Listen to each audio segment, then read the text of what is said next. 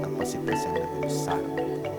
Dengan jumlah umat itu sudah semakin foto, dokumentasi. dokumentasi. Ya.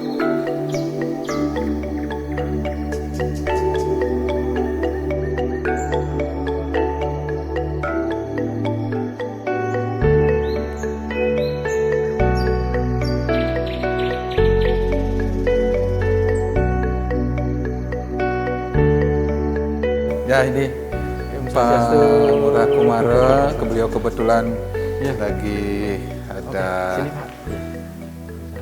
apa?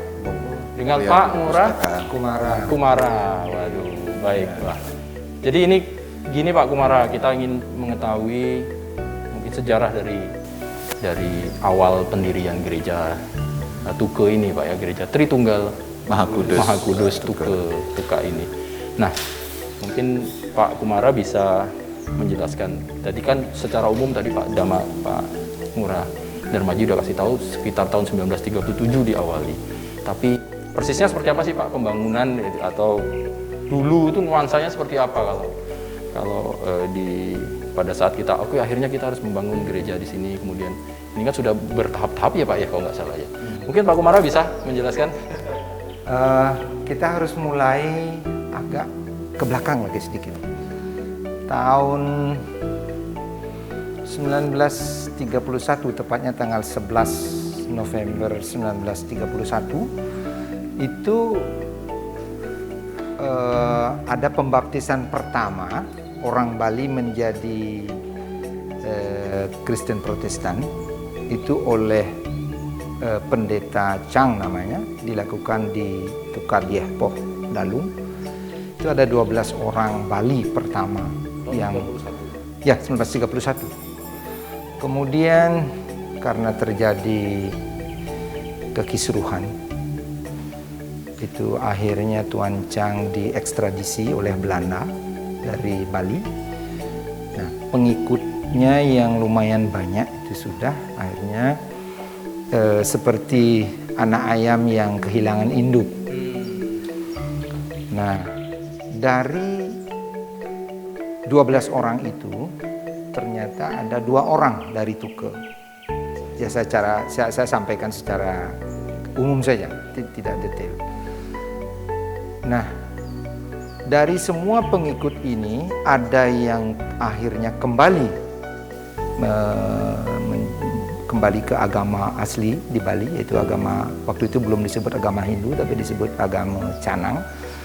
Kemudian sebagian bertahan menjadi Kristen Protestan tapi menunggu pendeta yang baru.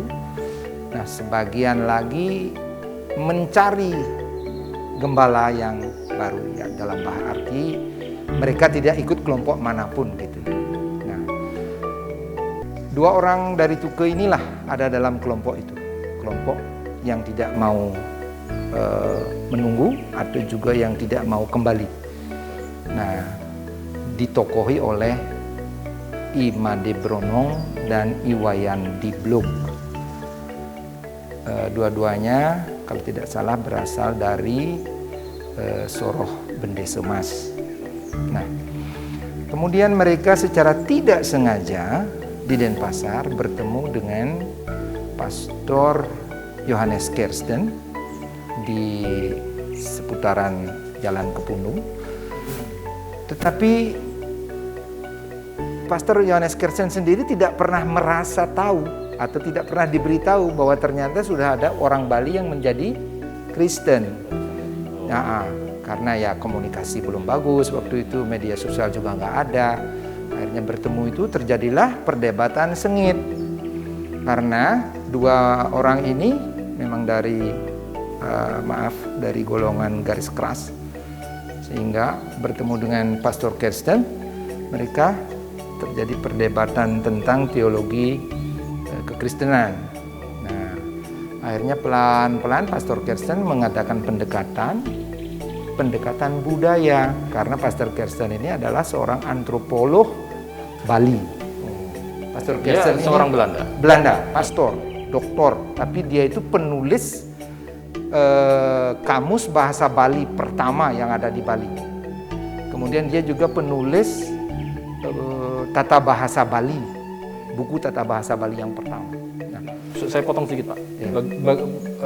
Kemudian lanjut, bagaimana kemudian ini tertarik kok akhirnya menjadi ngikutin pastor ini bagaimana ya ceritanya? begini. Akhirnya pendekatan budaya inilah yang dipakai. Bahwa kalau mengikuti Kristus tidak perlu meninggalkan budaya setempat, tetapi melakukan pengubahan cara berpikir, cara beriman, itu saja.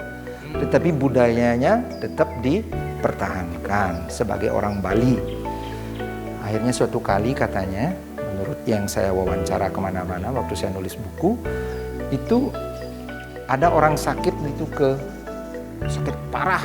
Sudah dokter di Wangaya sudah menyerah, para dukun sudah menyerah. Akhirnya diajaklah Pastor Kirsten ini ke Tuke. Pastor Kirsten hanya memberi obat sedikit lalu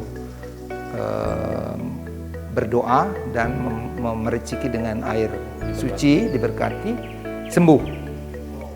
Nah, keajaiban inilah yang akhirnya mempengaruhi begitu banyak orang di Tuke. Akhirnya semua umat Kristen di Tuke yang pertama itu Kristen Protestan Kemah Injil, akhirnya semua menjadi Katolik, pindah ke Katolik. Nah, itu semua di bawah bimbingannya Made Bronong. Sementara yang bawah bimbingan Wayan Dibluk di Gumreh, tahu Gumreh tak? Gumreh. Nah, itu semua juga ikut menjadi Katolik. Itu. Nah, akhirnya Itu tahun berapa Pak? tahun 1936 yang pertama kali dibaptis, yaitu 6 Juni 1936. Yang dibaptis itu Wayan Regik dan Imade Rai, bayi kecil-kecil, anak kecil-kecil balita. Nah, lalu karena mereka tidak punya tempat berdoa, kan mereka sudah meninggalkan agama Hindu, ya kan? Akhirnya Pastor Kirsten berpikir mereka perlu tempat. Akhirnya dibuatlah gereja yang pertama yang ada di seberang gereja yang sekarang itu, sebelah barat jalan. Ya, itu diberkati tanggal 14 Februari 1937 oleh Monsinyur Abraham dari Amerika Serikat yang kebetulan lewat dari Filipina mau pulang ke Amerika. Itu tahun 37. Kemudian tahun 1964 karena umat banyak sekali, umat terus berkembang dari Tuke ke Buduk, ke Tangab, ke Babakan, ke Prerenan, Kulibul, Pegending, kemana-mana sampai ke Dukuh Dalung itu. Akhirnya gereja penuh. Kebetulan Pastor Shadeg itu, Pastor Shadeg yang tadi fotonya kita lihat, Ya, pendiri awal. pendiri perpustakaan ini. Beliau datang ke sini kan tahun 1949. Lalu beliau mendirikan seminari Tuke pada tahun 1953. Itu beliau membangun juga kapel di sana. Akhirnya umat karena penuh sesak di sini diajak pindah ke sana. Dari tahun 1964 sampai 1983 baru kita mulai membangun gereja yang kayu yang ini. Yang bentuknya wantilan itu. Ya, seperti wantilan itu. Baik. Wah, jadi perjalanannya luar biasa. Jadi memang betul dari berawal dari sekitar tahun 31, kemudian tahun 36, kemudian tahun 37 akhirnya umat yang ada di Tuke memiliki tempat untuk beribadah gereja. Kemudian sekitar tahun 87, Tahun 83. oh 83 Bangun, ya. mulai bangun. Ya. Yang penting dari Tuke itu begini. Tuke sebagai desa pertama di Bali yang membangun sebuah gereja. Itu yang pertama di Bali. Maka I Gusti Agung Panjitisna, penulis yang dari Singaraja, memberi gelar kepada Tuke sebagai The Bethlehem of Bali. Itu. Jadi gelar itu Tempat dari lahir. Agung Nyoman Panjitisna, bukan dari Pastor Shadeg. Banyak orang salah mengerti itu. Jadi dibuat oleh orang Bali dari Singaraja. Ini yang menarik kan tadi ada inkulturasi budaya yang tetap dipertahankan. Nah itu sedikit boleh tahu Pak Ngurah, bagaimana umat mempertahankan budaya dalam bentuk simbol-simbol apa secara umum ya Pak? Begini, ciri khas ini memang Katolik Bali begini. Ya. Tadi saya katakan mereka mau menjadi Katolik, mau menerima Pastor Jan Kersten setelah memahami bahwa menjadi pengikut Kristus tidak mesti harus meninggalkan budaya dan adat setempat. Kebetulan Pastor Jan Kersten itu kan antropolog, ahli budaya Bali, ahli bahasa Bali. Nah, beliau mengawali misi di Bali itu dengan pendekatan budaya. Itu. Ketika kita orang Bali belum punya buku, saya katakan belum punya buku. Tahun 1948, beliau sudah mencetak buku yang pertama berbahasa Bali, namanya judulnya itu Pengastawa Cara Katolik. Itu tahun 1948, hanya 11 tahun setelah gereja dibangun. Lalu yang tahun 1949 beliau sudah mengeluarkan buku yang kedua, namanya Pange Bakti, kumpulan doa dan lagu dalam bahasa Bali. Jadi beliau langsung dengan bahasa Bali. Untuk mendekati orang Bali, kalau tidak paham budayanya tidak ada gunanya, tidak akan bisa. Itu yang beliau lakukan. Dan ini tetap dipertahankan sampai sekarang. Seperti ini. Ini buku yang tahun 1956 kalau tidak salah. Oh iya, ciri khasnya ketahuan. Nah, sudah rusak. Kemudian ini yang tahun 1976. Kemudian yang ini tahun 1996. Dan ini yang tahun 2011, dipakai 2012. Ini saya menulisnya 4 tahun, dari tahun 2007 sampai 2011. Kemudian diedit bersama-sama tim. Tahun 2011 dicetak, dipakai 2012. Jadi masih digunakan ya Pak? Yang ini yang terakhir, yang sekarang, terakhir ini yang edisi terbaru. Baik. Mungkin saya sedikit ke Pak Murah Darmaji. Jadi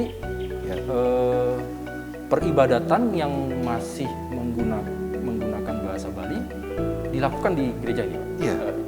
Bagaimana ceritanya? Jadwalnya atau seperti Kalau dalam perkembangan ya, perkembangan gereja, perkembangan paroki, umat itu kan datang ada dari mana-mana ya. Sejak tahun 80-an itu. 80-an umat dari berbagai daerah. Bali ini kan daerah pariwisata. Nah, gereja Katolik kan gereja yang universal, di mana-mana sama dan dimanapun boleh beribadah. Akhirnya yang dulunya kita berbahasa Bali terus tuh. Ini dipakai dalam setiap misa, setiap ibadat, setiap doa kami berbahasa Bali. Nah, dalam perkembangan di Bali ini secara umum dengan kondisi pariwisata yang semakin besar gitu ya, akhirnya mau tidak mau kan gereja juga harus beribadah dengan bahasa Indonesia, membuka itu masyarakat juga. Dengan begitu juga umat juga semakin kaya, semakin kaya. Nah, tetapi identitas sebagai orang Bali itu di mana kaki dipijak, di sanalah langit dijunjung. Teman-teman yang datang ke sini sangat menghargai kekayaan, kearifan yang ada sebagai orang Bali yang ada di Tuke ini. Nah, setiap bulan sekali dalam minggu pertama itu kami selalu pakai bahasa Bali. Setiap perayaan besar, lagu-lagu itu semua memakai bambelang. Nah, komposernya itu ya beliau. Oh gitu. Yang mengarang lagunya, mengaransemen. Oh, gamelan gitu ya Pak? Ya. Itu yang Bali itu Pak? Ya. Kemudian gamelan itu menjadi kekasan akhirnya, bahwa memang benar-benar orang kami ini beribadah itu dengan cara Bali, ya, dengan rasa Bali gitu ya, dengan gamelan, dengan tarian gitu ya. Dan yang paling mengesankan itu kan kami dalam gereja Katolik itu ada airnya, ada apinya, ya, kemudian ada dupanya. Itu kan kekasan kami sebagai orang Bali ini merasakan bahwa saya sedang berhadapan menghadap yang maha tinggi. Ya. Itu tidak di Katolik itu selalu ada, dan itulah sebagai orang Bali kan, oh ya memang kami. Iya, seperti masuk gereja itu ya harus ada air berkat, toh. Makanya dulu kalau orang ke sawah itu, nah itu pastor datang ke sawah ikut berkati. Nah seperti itulah kehidupan kami di sini. Nah itu dipertahankan terus cara beribadah. Sampai sekarang ya. Sampai sekarang. Ya, ini menjadi ciri khas gereja Tugu Ya, gitu ya. ya. Baik, nanti kita ingin lebih tahu lagi sebetulnya bagaimana pengembangan kemudian di Ya ada baiknya Mas. jalannya ya Pak ya. Nanti kalau ke gereja sama beliau, nah itu gerejanya itu beda tuh Mas. Wantilannya itu. Beliaunya. Tapi sebelumnya terima kasih matur suwun ya Pak Kumara atas waktunya. Salam sehat selalu. Mudah-mudahan Tuhan selalu memberkati, memberikan kesehatan supaya memberikan kebahagiaan kepada umat di sini ya. Ya.